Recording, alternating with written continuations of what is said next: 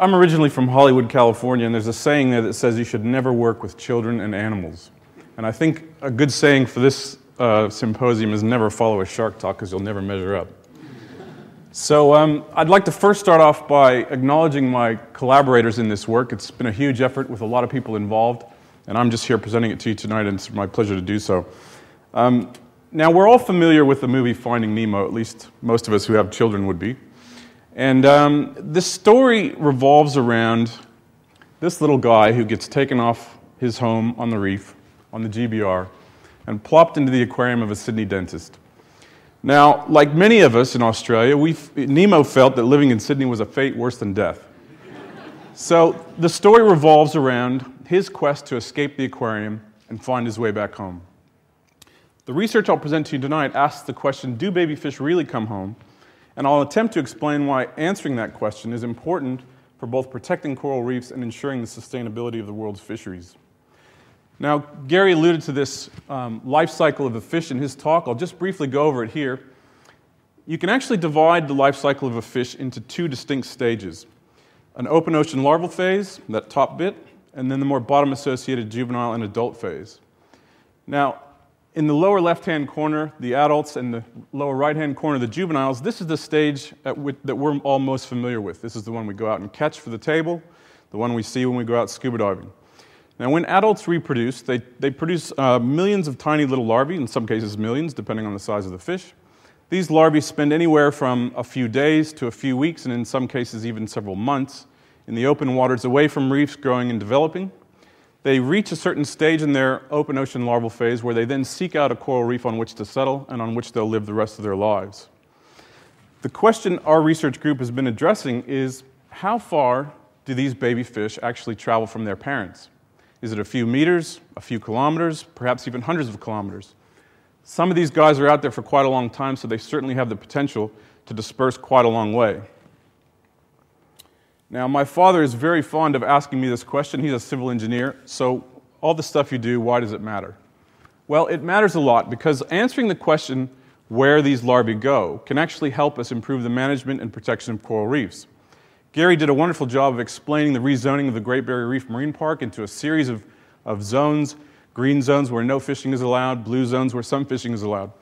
Now, if we can understand where these larval fish go, we can actually make some intelligent decisions about how best to manage the reef to achieve certain management objectives, such as ensuring sustainable fisheries, replenishing and rebuilding depleted populations, protecting species, so on and so forth.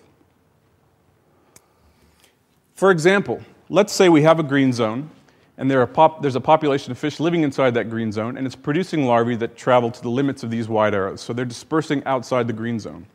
Now, in a network of green zones, such as along the east coast of Australia on the Great Barrier Reef, ideally we want those different pieces of the network to be connected to each other through the movement of larvae. Now, the reason this is the case is because if we have something happen like an oil spill, for example, in one green zone that knocks back our populations, then larvae dispersing from other green zones can help rebuild those depleted populations. If the green zones are spaced too far apart, then this connection is severed and recovery is either not possible or reduced.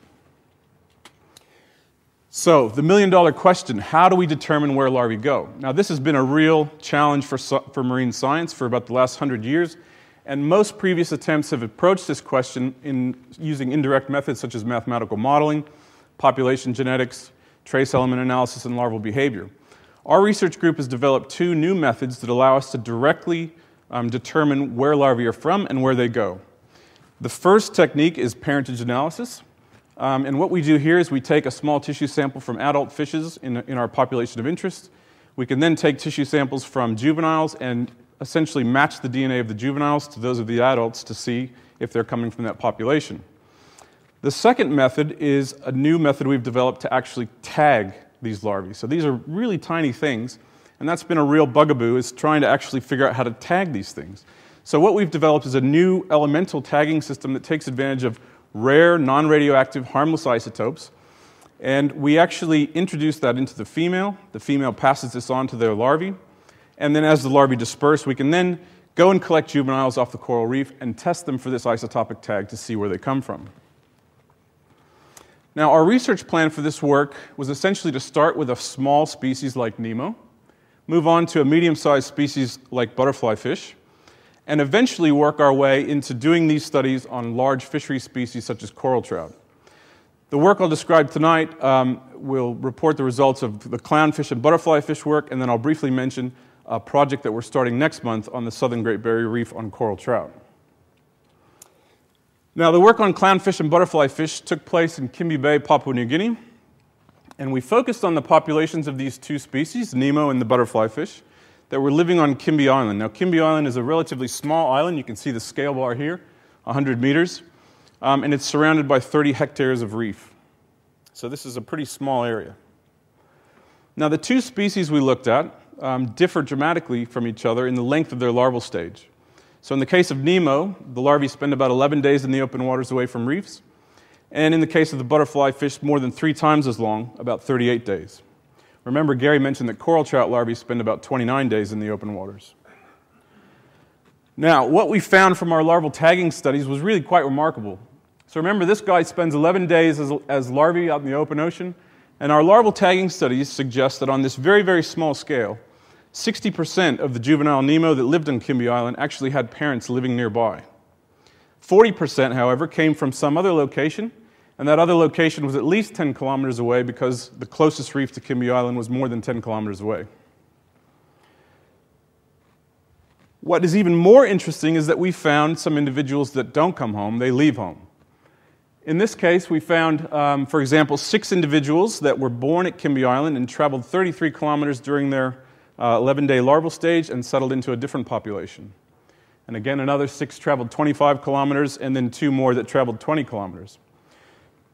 Why does this matter? Well, it has actually some important real-life implications. The Nature Conservancy has been involved in designing a plan to manage the coral reefs in Kimbe Bay and has recently completed the long process of designing a resilient network of marine protected areas in the region. What our work shows is that the populations on Kimbe Island are actually supplying themselves with larvae, as well as supplying larvae to other locations around Kimbe Bay. Now, these black box areas are actually the proposed green zone areas, if you will. And so what we can actually say now is that populations at Kimbe Island are actually supplying different parts of this network with larvae. Now, if you remember back a few slides, I was talking about how important those connections between the different zones are. And what this work suggests is that the Kimbe Bay MPA network actually has a really good chance of working, at least from this aspect of connectivity. Perhaps even more stunning was our results from the butterflyfish. Remember, these guys spend 38 days in their larval stage, but yet we also found, similar to Nemo, that 60% of the juvenile butterflyfish actually had parents living on this very small island. Again, 40% of them came from more than 10 kilometers away. So despite spending more than 3 times as long as larvae in the open waters, a significant proportion of these guys are actually coming right back to where their parents live. So what this work really tells us is that, well, first and foremost, from a scientific standpoint, we now have these new techniques for finally answering that question, where do larvae go and where are they from? We've found in these 2 very different species that some larvae stay really close to home and others travel quite a long way from home. Following on from that second point, this provides evidence that populations inside green zones can actually sustain themselves through larvae staying close to home, and also provide larvae to areas more than 30 kilometers away. So, the conclusion from this work is that green zones can actually achieve 2 of their major objectives. They can rebuild and sustain fisheries by exporting larvae from outside the green zone to areas that are open to fishing, and they can also protect species by these larvae staying really close to home inside the green zones. So the next step in this saga of research is to take this technology to the Keppel Islands in the southern Great Barrier Reef and to move on to a large fishery species, in this case, the coral trout. And that project is going to be starting next month.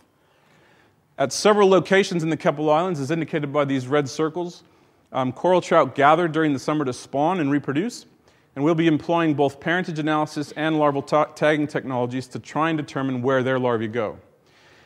And it is our great hope, of course, that answering this question will help us protect coral reefs and make sure that they're around for our grandchildren to enjoy.